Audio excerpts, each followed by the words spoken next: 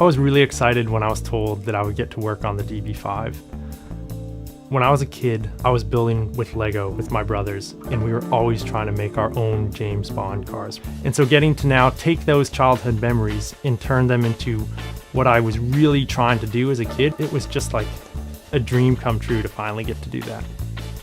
So this is actually the third car that I've developed for Creator Expert, and we've started to develop a bit of a process as to how we approach these models. Even though each one is very unique in its own way, we can still do some things in a kind of similar way as we develop the models.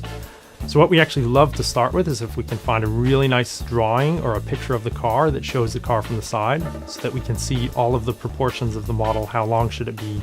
How tall should it be? How far should the bumpers stick out? And what we use from that photo is we actually scale it to the size of one of our wheels, and we can make some guesses because we only have a few sizes of wheel that will work for each specific car, so we can very quickly determine what wheel size, hence how long should the car be. We can build up a frame and start to put together the overall shape of the car.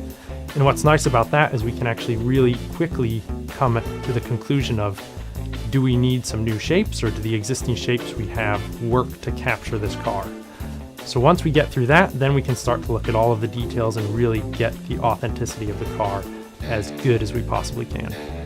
For this model, we developed a new 1x2 bow that we use to build the shoulders of the car, and we've actually included over 40 of those in this model. It's a really cool shape, and I'm excited for you to get your hands on it and try building with it. We've also included a lot of elements in this silver color that we use for the air intakes, the strakes on the side of the car, and also the front and the rear bumper. Lastly, we've made a new insert that we can put into the rims to represent the wire spoke pattern that's seen on the original Aston Martin DB5. One of the things I'm really proud of as a LEGO designer in this model is the way that the doors are built.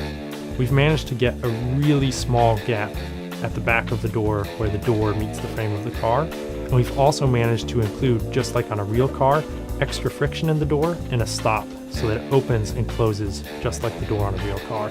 And I just think that was so cool to achieve in this model. One of the most difficult challenges in making this model was making sure that we could include all of the different gadgets to really make this Aston Martin stand out as James Bond's DB5. So we have the ejector seat, we have the front wing machine guns, we even have the bulletproof screen that comes up behind the rear window, and we've even included in the front and in the back the rotating number plates, just like in the film.